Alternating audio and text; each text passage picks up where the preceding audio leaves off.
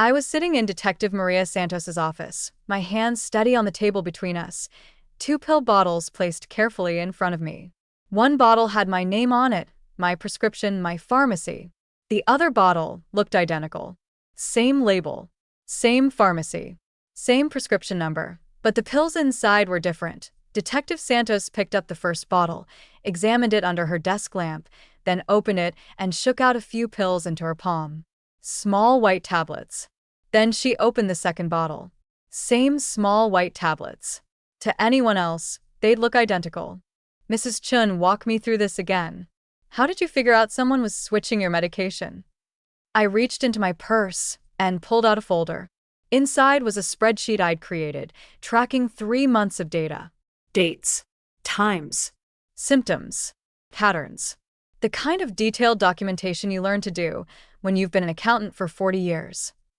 The confusion always started exactly 30 minutes after I took my morning blood pressure pill. Every single time. When I skipped the pill, no confusion. When I took a pill from a new bottle I'd hidden in my bedroom, no confusion. Only when I took pills from this bottle. I pointed to the suspicious bottle. And who has access to your home, Mrs. Chun? My voice didn't shake when I answered. It should have. This was my daughter we were talking about. But 3 months of being drugged, 3 months of thinking I was losing my mind, 3 months of fear had burned away any hesitation. My daughter, Jennifer. She has a key. And I have her on camera switching the pills. Detective Santos leaned forward. You recorded it? 3 times. Different dates. I have timestamps. I have the pills she removed analyzed by my pharmacist. They're sedatives. High dose. I've been taking sedatives instead of blood pressure medication for 3 months while my daughter tried to convince everyone I had Alzheimer's. Let me tell you how I figured out my own daughter was poisoning me and how I made sure she'd never do it to anyone else.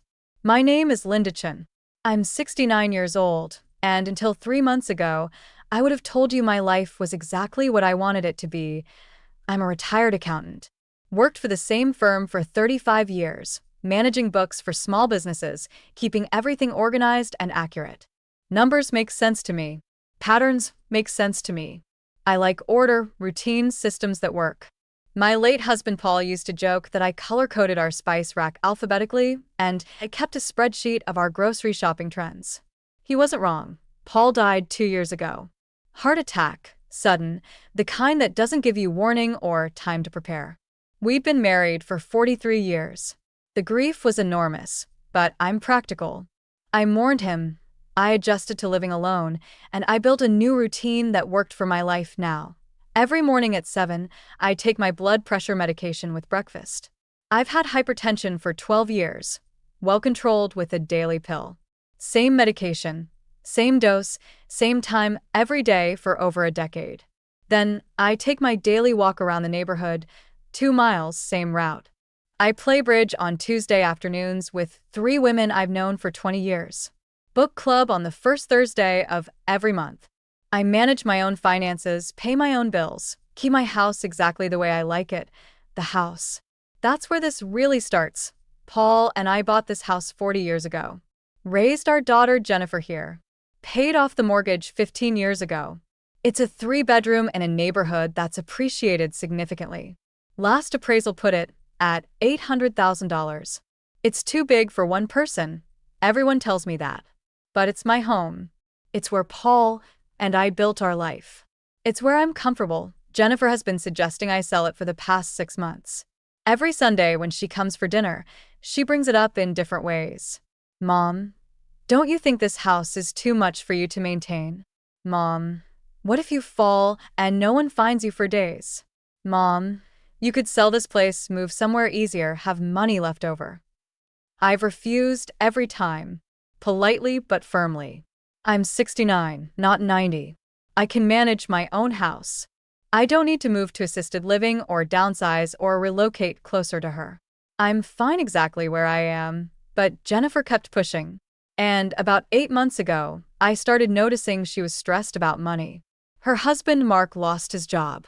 They've got 2 kids in private school, $40,000 a year in tuition they suddenly couldn't afford. Jennifer's a real estate agent, but the market's been slow. I could see the strain on her face, hear it in the edge in her voice when she'd called. I offered to help. Offered to pay one semester of the kids' tuition just to give them breathing room. Jennifer refused. Said they'd figure it out. Said she didn't want my money. What she wanted was my house point 4 months ago. She asked if she could have a spare key. For emergencies, she said. In case something happened to me and she needed to get in. I gave it to her because she's my daughter, and that seemed reasonable. That's what children do. They worry about their aging parents. They want to be able to help in an emergency. I didn't realize she'd used that key for something else entirely. 3 months ago, everything changed. I was at the grocery store on a Tuesday morning, my regular shopping day. I had my list, my reusable bags, my routine. I was standing in the produce section looking at tomatoes when suddenly I felt strange. Disoriented. Like I'd forgotten where I was or why I was there. The fluorescent lights seemed too bright. The sounds too loud. I couldn't remember what I'd come to buy. I stood there for what felt like forever, my hand on a tomato, trying to make my brain work properly. Finally, I left my cart and went to my car. Sat in the parking lot for 20 minutes waiting for my head to clear. When it finally did, I felt shaken, frightened. But I told myself it was just fatigue, stress, grief catching up with me. Everyone has moments like that, don't they? Except they kept happening. A week later, I forgot about book club. Had it on my calendar. Had been looking forward to discussing the novel we'd all read. But the day came and went, and I never thought about it until one of the women called me that night asking if I was okay. I apologized, said I'd had a busy day, but the truth was I had no memory of what I'd done that day at all. It was just blank. Then I was at the bank and couldn't remember my PIN. A number I'd used for 15 years.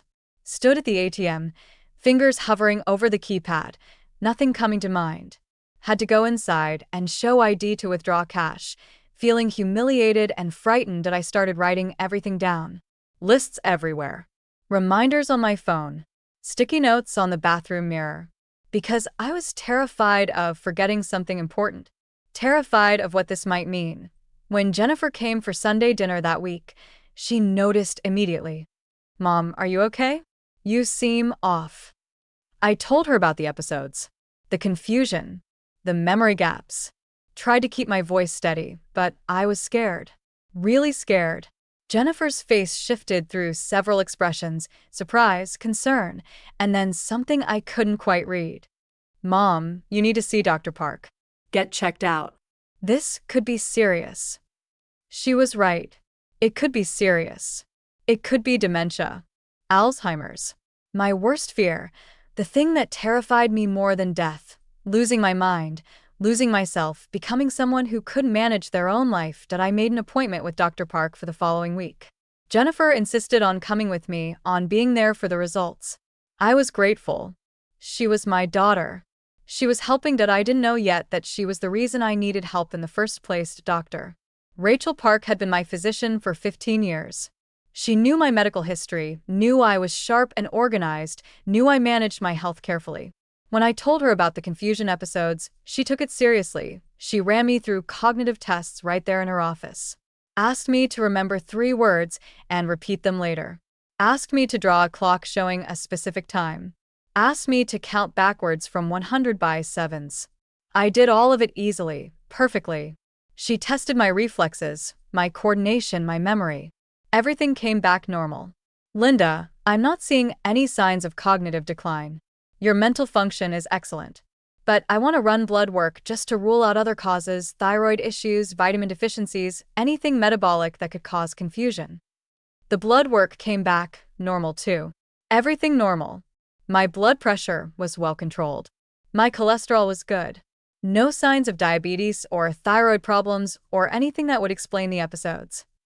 If the confusion continues, we'll do more extensive testing. MRI, neuropsychological evaluation. But right now, I'm not seeing anything that concerns me medically. I should have felt relieved. Should have felt reassured. But the episodes were still happening, and if the doctor couldn't find a cause, what did that mean? Was I imagining them? Was it all in my head? Was I actually losing my mind in ways the tests couldn't detect yet? Jennifer drove me home from that appointment. In the car, she was quiet for a long time.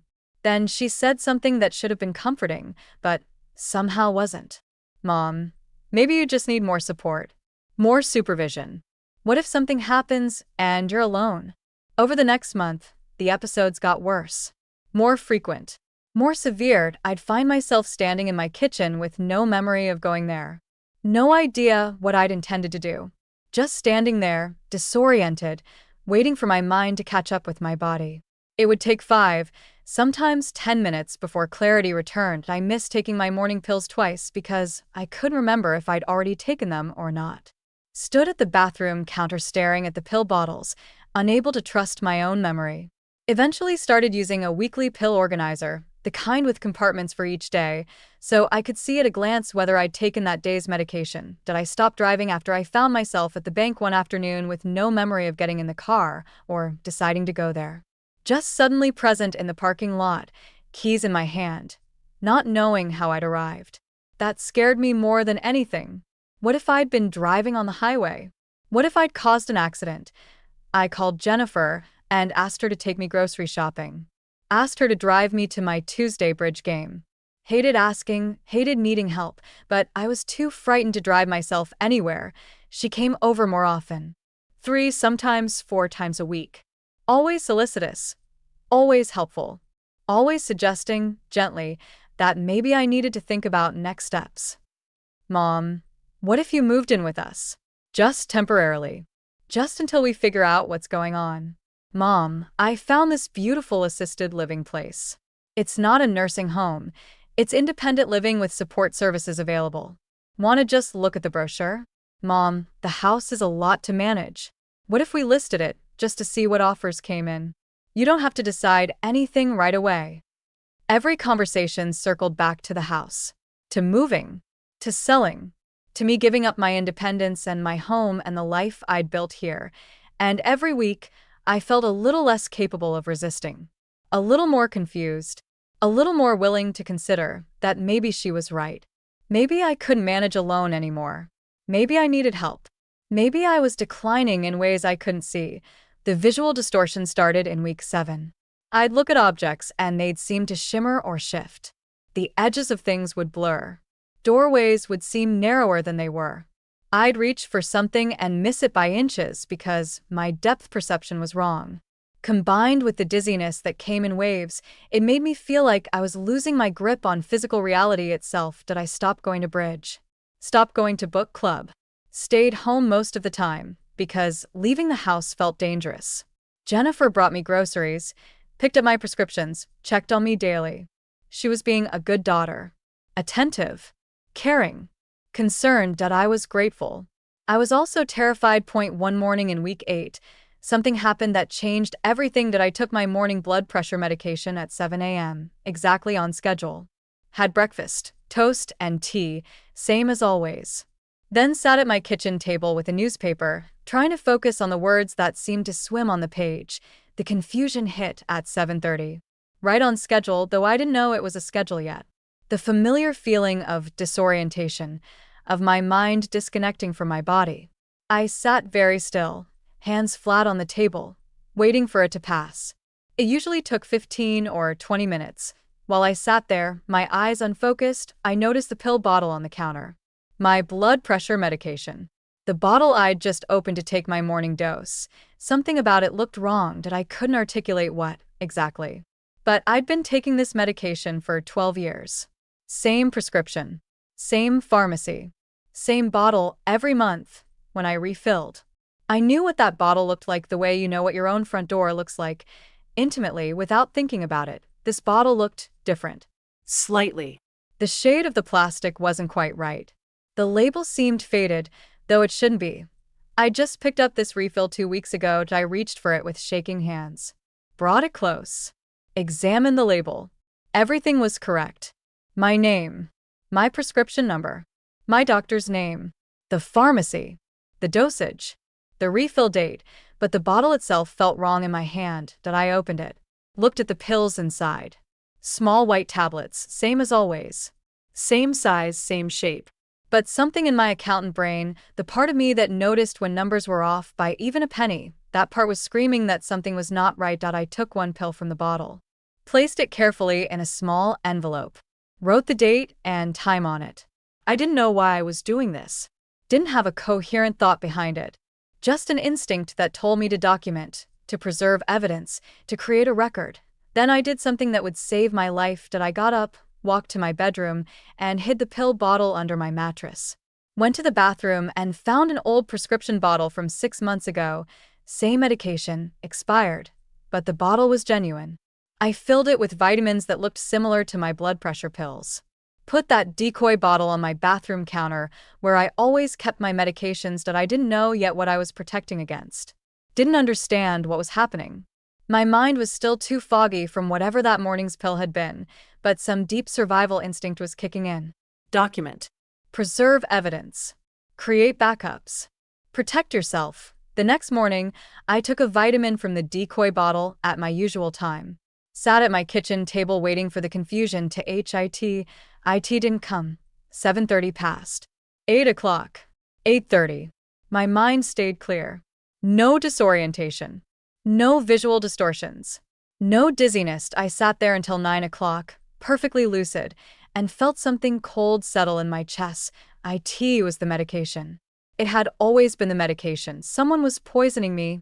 I spent the next 3 days conducting an experiment on myself. Day 1. Took a vitamin from the decoy bottle at 7 a.m. No confusion. Mind perfectly clear all day. Day 2. Took a real blood pressure pill from the hidden bottle under my mattress. No confusion. Blood pressure normal when I checked it with my home monitor. Day 3. Took a pill from the suspicious bottle on the bathroom counter, the one that looked slightly wrong. Within 30 minutes, the familiar disorientation hit. The room seemed to tilt. My thoughts scattered like startled birds. I had to sit down and grip the edge of the table until it passed. The pattern was undeniable. I did what I'd been trained to do for 40 years. I created a spreadsheet. 3 months of data, reconstructed from memory and my obsessive note-taking. Dates I'd experienced confusion. Times of day. What I'd been doing. What medication I'd taken. Every single episode happened 20 to 45 minutes after taking my morning blood pressure pill. Every single one. On the 2 occasions I'd forgotten to take my morning pill, I'd had no confusion that day at all. When I'd taken pills from the hidden bottle, no confusion. Only pills from the bathroom counter bottle caused the episodes. Someone was switching my medication. Someone with access to my house. Someone who could come in, open my pill bottles, replace the real medication with something else. I had a key alarm system. It logged every time the front door opened. I pulled up 3 months of records on my phone. Found a pattern I hadn't noticed before because I hadn't been looking for it. Every Monday, Wednesday, and Friday at approximately 6:30 in the morning, my front door opened. Stayed open for 3 to 5 minutes. Then closed.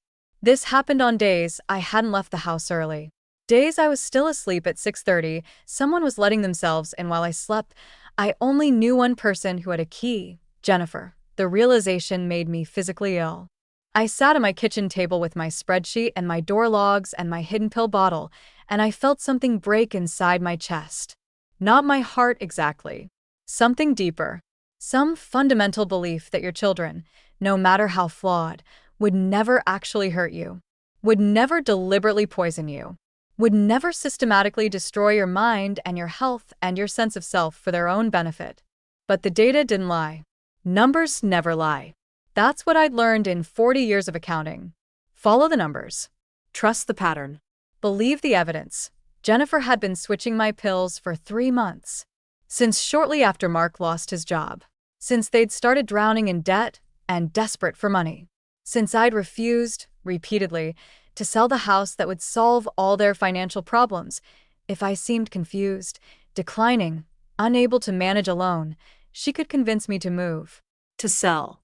To give up my independence. Or, if I became incompetent enough, she could petition for guardianship and make those decisions for me. She'd been systematically destroying my cognitive function to get access to my house, and I needed to know what pills she was giving me. Needed proof beyond my own documentation. I took 3 pills from the suspicious bottle and drove to my pharmacy. Ask to speak to the head pharmacist privately. These are supposed to be my blood pressure medication, but I think something's wrong with them. Can you tell me what they actually are? He examined them under a light, consulted a reference book, looked up at me with concern in his eyes. Mrs. Chun, these aren't blood pressure medication. These are benzodiazepines.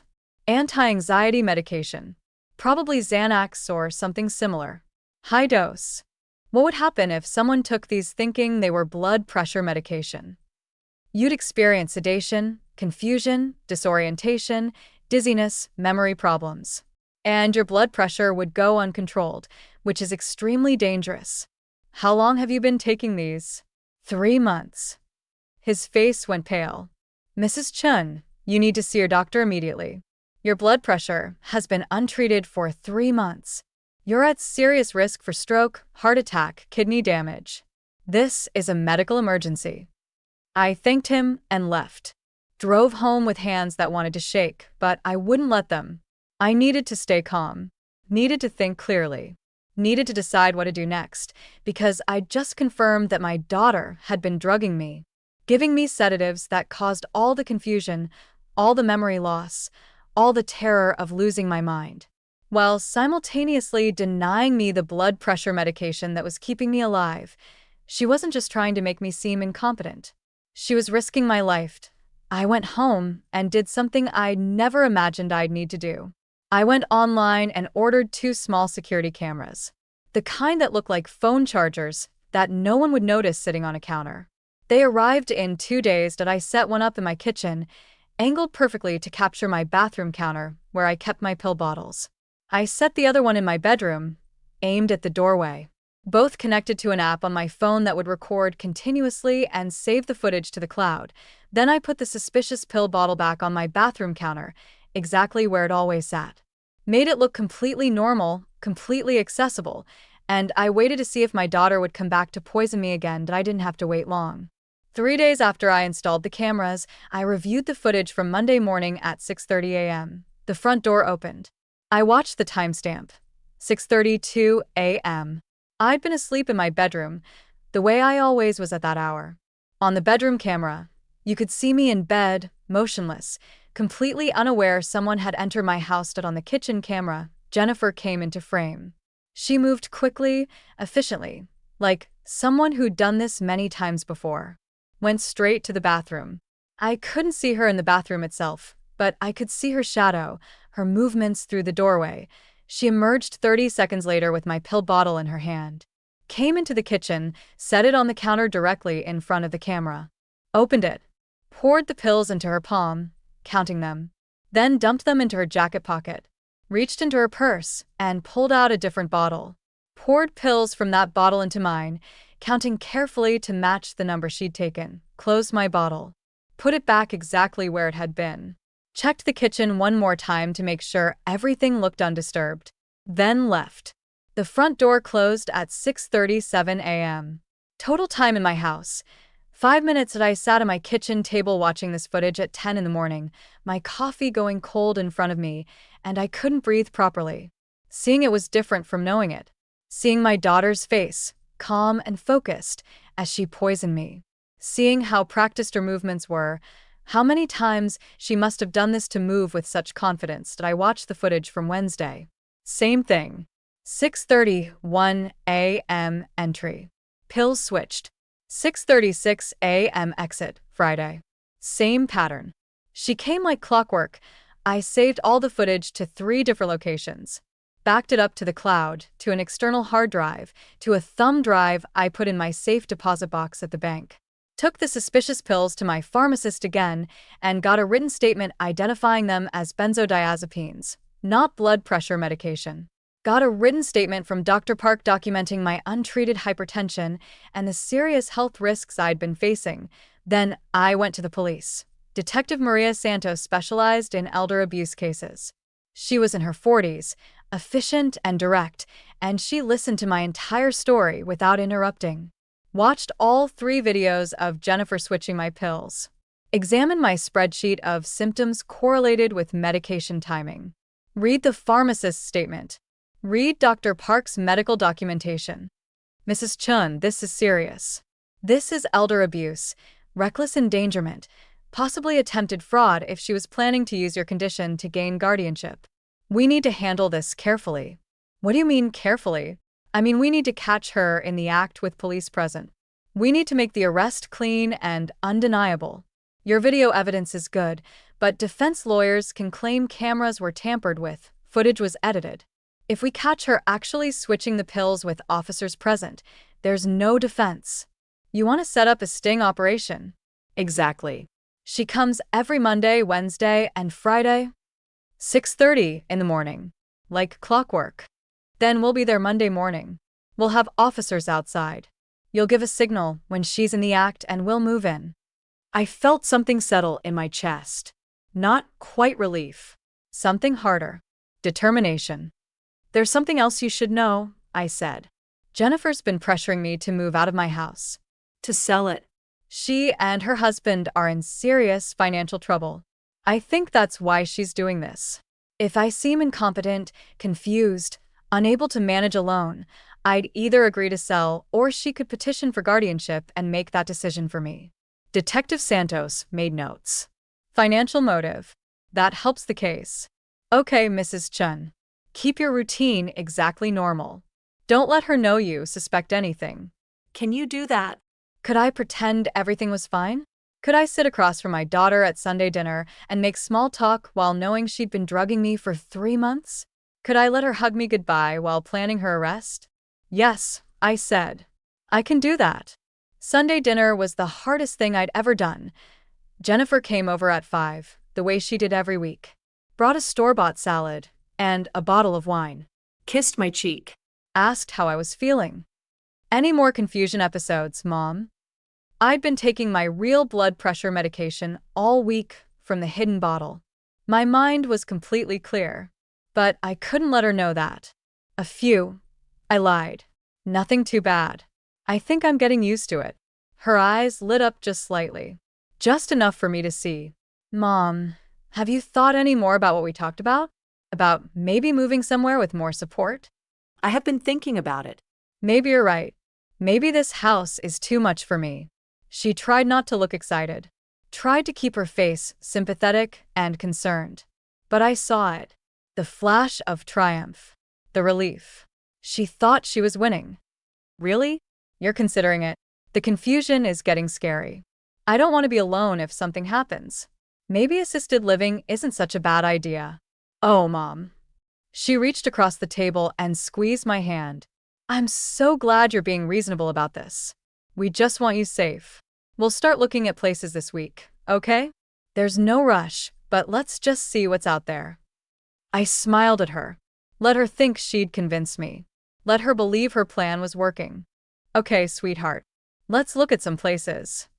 After she left, I sat in my kitchen and felt nothing. No sadness. No anger. Just cold, clear focus. Tomorrow morning at 6:30, the police would be outside my house. Jennifer would let herself in to switch my pills one more time. And I would finally have proof that no defense lawyer could argue with. I went to bed at 9, set my alarm for 6 a.m.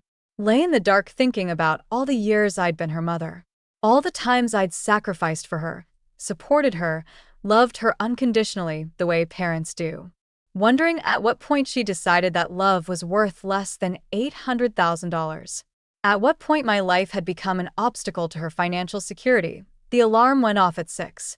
I got up, got dressed, took my real blood pressure medication from the hidden bottle, made coffee, sat at my kitchen table pretending to read the newspaper while watching the clock.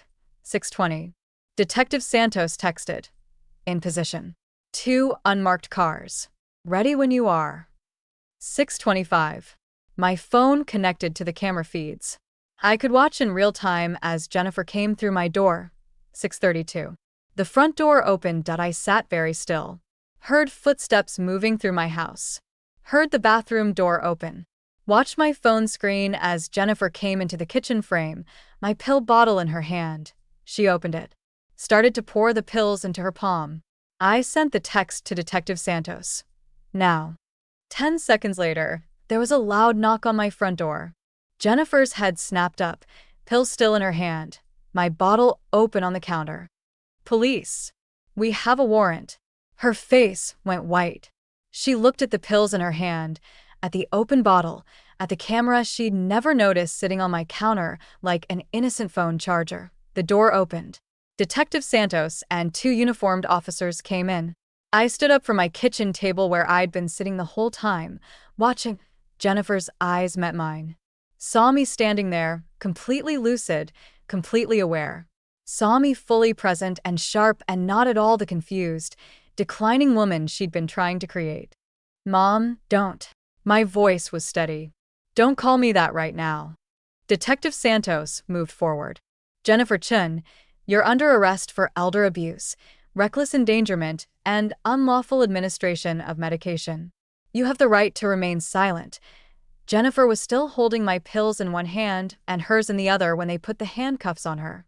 The physical evidence of exactly what she'd been doing. The proof she couldn't deny.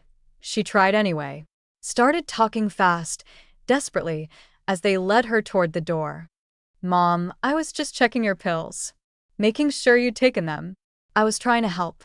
We have 3 weeks of video footage, I said quietly, of you switching my pills every Monday, Wednesday, and Friday at 6:30 in the morning. The pills you've been giving me are benzodiazepines. Sedatives. The pills in your pocket right now are my actual blood pressure medication that I haven't been taking for 3 months because you took them. She stopped struggling. Stopped talking. Just stared at me with something like disbelief. You've been drugging me. You've been risking my life. For money. For this house. Mom, please, I can explain. Explain it to the judge. They took her away. I stood in my kitchen, in my house that was still mine and always would be, and I felt something I hadn't felt in 3 months, safe. Jennifer was arraigned the next day. The charges were serious. Elder abuse, reckless endangerment, unlawful administration of controlled substances, attempted fraud. Her bail was set at $50,000. Mark, her husband, didn't post it. She sat in jail for 3 days before her parents-in-law paid the bail, and even then she was released with an ankle monitor and strict conditions that I didn't go to the arraignment. Detective Santos said I didn't need to, that my testimony would come later. So I stayed home and changed my locks. All of them. Had a security system installed with cameras on every entry point. Got a new garage door opener. Made my house a fortress that Jennifer could never enter again. The preliminary hearing was 2 weeks later. I sat in the courtroom and listened while the prosecutor laid out the evidence. The videos showing Jennifer switching my pills. The pharmacist's testimony about the sedatives. Dr. Park's testimony about my untreated hypertension and the serious health risks I'd faced. The door logs showing Jennifer's pattern of early morning visits. My spreadsheet correlating symptoms with medication. Jennifer's lawyer tried to argue that she'd been concerned about my health, that she'd been trying to help me sleep better, that the blood pressure medication switch was accidental. The prosecutor played the video again. Showed Jennifer carefully counting pills, deliberately switching bottles, checking to make sure everything looked undisturbed. There was no defense for that level of premeditation. Jennifer took a plea deal. Her lawyer advised her that going to trial would result in a much longer sentence. She pleaded guilty to elder abuse and reckless endangerment. The judge sentenced her to 2 years in prison with 5 years probation after release. Mandatory psychological evaluation. A permanent restraining order preventing her from contacting me without my written permission. Community service at an elder care facility after her release, where she'd see firsthand the consequences of what she'd done. I sat in the courtroom and watched my daughter led away in handcuffs, and I felt nothing. No satisfaction. No vindication. Just emptiness where a relationship used to be. Mark filed for divorce while Jennifer was awaiting sentencing. He came to see me once, to tell me he hadn't known. That he'd been focused on job hunting, on dealing with their financial crisis, and he'd never suspected what Jennifer was doing in those early morning hours that I believed him. Mark had always been kind, and the horror on his face when he learned what Jennifer had done was genuine. He brought the grandchildren to see me, Emma, 16, and Nathan, 12. Both of them confused and angry and struggling to understand how their mother could have done this. Emma hugged me tight and cried, "Grandma, I'm so sorry. I knew something was wrong. You seemed different when Mom was around, but I thought I was imagining it. You were a child, I told her. This wasn't your responsibility to see or stop. Nathan was quieter, angrier. He didn't want to talk about it, didn't want to hear details, just wanted to know if I was okay now. I told him I was. That took time for him to believe. Mark got custody. He found a job 3 months after the divorce was final. Moved to a smaller house, pulled the kids out of private school, rebuilt their lives on a foundation that didn't require my money or my property. He brought them to visit me twice a month. Supervised at first, at my request, until I was sure I could handle seeing them without breaking down to doctor. Park ran full medical tests after the arrest. My blood pressure was dangerously high, evidence of 3 months without proper medication. I had to start on a higher dose, add a second medication, monitor it carefully. She told me I was lucky. That 3 months of untreated severe hypertension could have caused a stroke, a heart attack, kidney damage, or death. Jennifer had been willing to risk all of that for $800,000. I kept the house, of course. Had it appraised again, worth $850,000 now. Every month I look at that number and think about what my daughter was willing to do for it. Every month I'm glad I fought back. I started speaking at elder abuse prevention events 6 months after Jennifer's sentencing. Detective Santos asked if I'd be willing to share my story at a training session for social workers and healthcare providers. I said yes. That I stand in front of rooms full of professionals and I tell them, check the medications. If an elderly patient suddenly develops confusion, check their pill bottles. Look at what they're actually taking versus what they're prescribed. Watch for family members who are too eager to declare incompetence, too pushy about selling property, too interested in gaining control. Did I tell them about my spreadsheet? About tracking patterns? About trusting my instincts when something felt wrong? About the cameras that caught my daughter in the act? After one of these talks, a woman in her 70s approached me. She was shaking. My son keeps telling me I'm getting confused, that I'm forgetting things. But I don't feel confused. I feel fine. Do you take daily medications? Blood pressure medicine. Same as you. Who fills your prescriptions? My son picks them up for me. He has access to my pharmacy account. I gave her Detective Santos's card. Told her to get her pills tested. Told her to document everything. Told her she wasn't crazy or paranoid, that trusting her instincts might save her life. She called me 3 weeks later. Her son had been switching her medications too. Different drugs. He'd been giving her sleeping pills instead of her heart medication. She'd caught him because of what I'd told her. Because I'd shared my story. That's when I understood why I kept telling it. Not for revenge. Not for vindication. But because somewhere out there, someone else's daughter or son or caregiver was doing the same thing. And maybe if enough people heard my story, they'd know to check. To watch. To trust themselves when something felt wrong. Jennifer will be released in 18 months. I don't know what happens then. If she'll try to apologize. If she'll want a relationship with her children. If she'll ever understand the magnitude of what she did I know what happens for me. I keep my house. I manage my own life. I take my blood pressure medication from bottles. I verify myself. I live alone but not lonely, surrounded by friends and chosen family and grandchildren who visit because they want to, not because they're obligated. And every morning at 7 a.m., when I take my pill, I'm grateful that I trusted myself, that I documented, that I fought back, that I'm still here to tell the story.